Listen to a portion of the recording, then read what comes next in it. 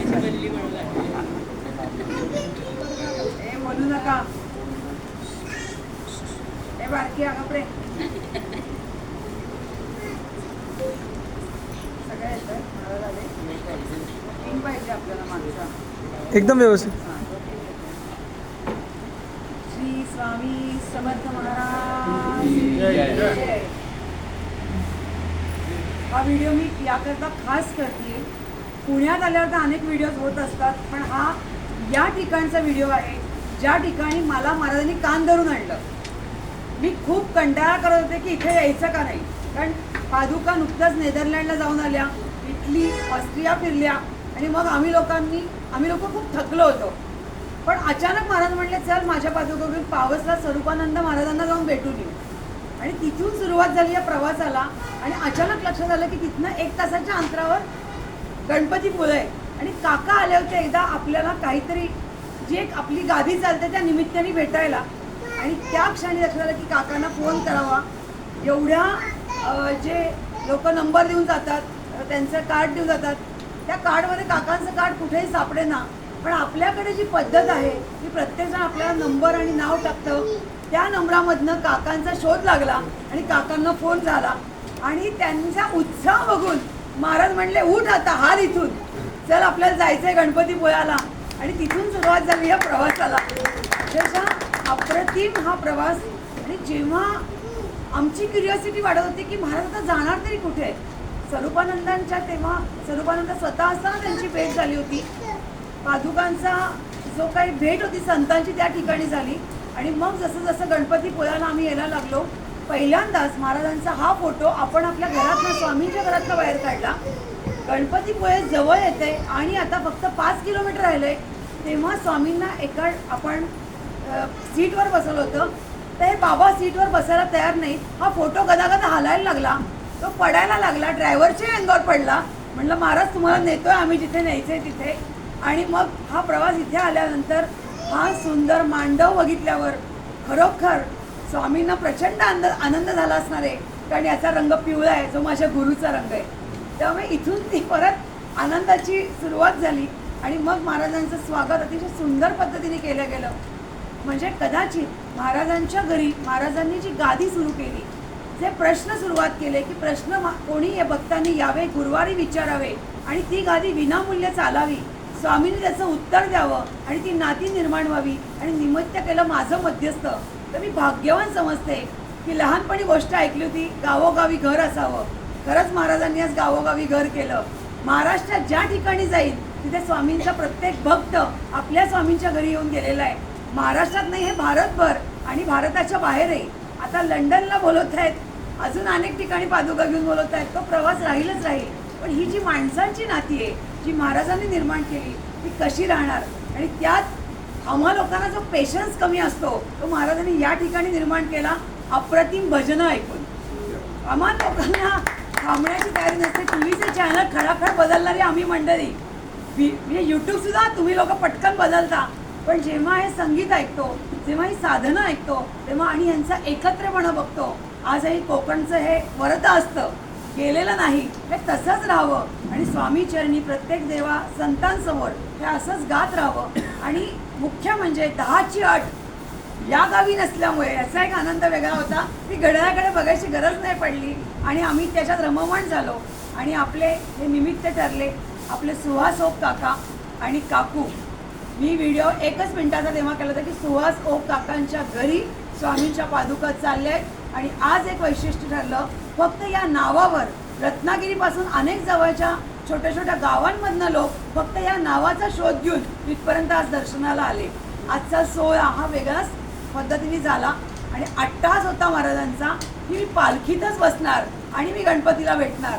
आणि हा सगळं झाल्यावरती परवानग्या बिरवानग्या परत सगळ्या गोष्टी होत्या.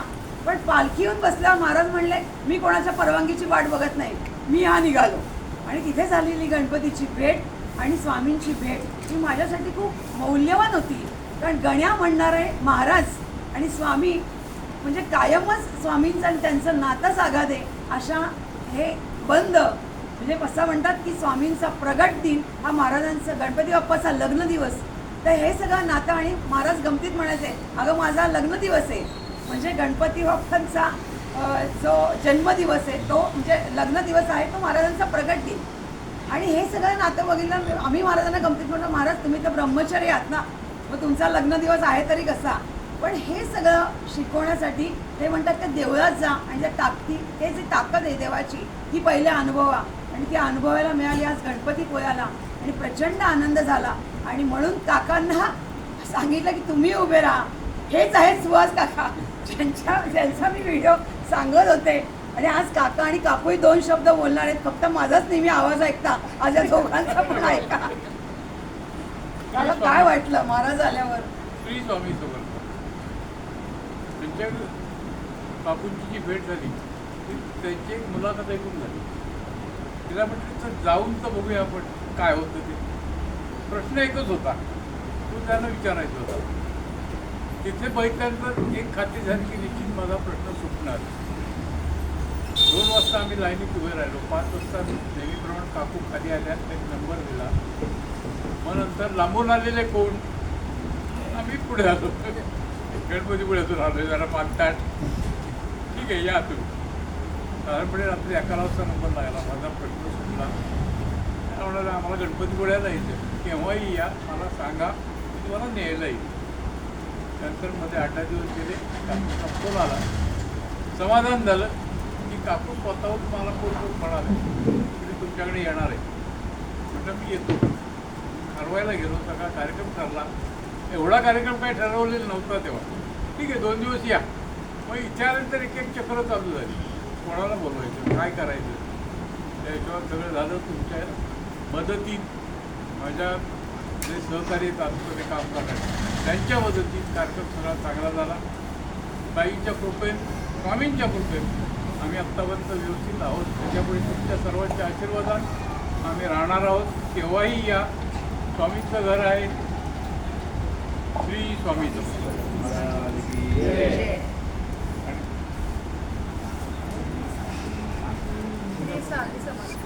स्वामींची भक्ती खूप लहानपणापासून करत होते. पण अशा कार्यक्रमांची खूप आवड होती. आणि असं वाटायचं खूप अभिषेक करावा, भजन कीर्तन सगळं आपल्या हातून घडावं. पण असा योगायोग होत नव्हता. काकूंकडे ही एक गोष्ट पण चांगली आहे की जे आत्ता समाजात प्रत्येकाला प्रॉब्लेम असतो, जिथे जातो तो माणूस पैसा उचलतो, कसं चालते, ते काहीही नाही. काकू प्रत्यक्ष मार्गदर्शन करतात. स्वामींची कृपा, स्वामींचे आशीर्वाद मिळतात. येणाऱ्या व्यक्तीला डायरेक्ट मिळतात. कोणत्याही प्रकारचं आडपडदा नाही आहे त्याच्यात. येणारा माणूस जेवढ्या भक्तीने तेवढं त्याचे रिटर्न्स त्याला मिळतात. ही खूप चांगली गोष्ट आहे. आणि काकू यायच्या ठरल्या तोही खूप आनंद झाला. कारण त्याच्या अगोदर माझ्या हे मनात आलं होतं आपण नेहमी व्यवसाय करतो, सगळी धावपळ धावाधावपली असते, त्याच्या देवाचं अधिक महिना आहे, सगळे करतात, आपल्या हातनं काहीच होत नाही. अधिक महिना आपला असाच निघून जाणार कारण सीझन आहे. मी मनातच असं म्हणत होते स्वामी अधिक महिना आहे काही काय होणार, आपोआप ते घडूनच गेलं. आणि जे जे आवडतं सगळं झालं. मिरवणूक आवडते, अभिषेक आवडतो, भजन कीर्तन आवडतं, सगळे आवडी त्यांनी पुढे आले. स्वामीचे आशीर्वाद असेच सदैव असू देत, काकूचेही असू देत. आणि ह्या कार्यक्रमामध्ये आम्ही एकटे तर नाही आहोत, अशी खूप जण आम्हाला मदत करणार. ते प्रत्येकावर स्वामींची कृपा असते. आमचे सगळे सहकारी खूप जणांनी प्रत्येक छोटे आम्ही भांडतो एकमेकाजवळ. मी वाटेल माझ्या सहकार्याला सगळे या. हे ओळखीची लोक जी आहेत या सगळे एक गोष्टीत मदत या मामीला नाही आणि प्रत्येकाच्या स्वामींचं काम आहे. चला मी पहिलं करते. आता सीझनमध्ये सुद्धा स्वतःचं काम माझं असेल, स्वामींचं काम होतं माणूस पहिला त्यामुळे स्वामींची आरती या पटकन या. नाचायला कशा पटकन आलात.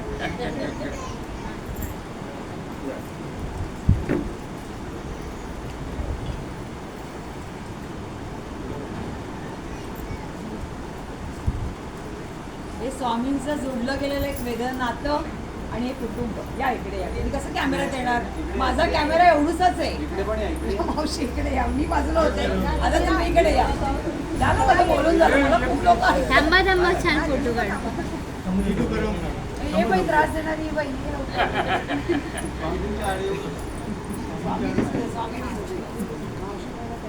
श्री स्वामी समर्थ महाराज की जय.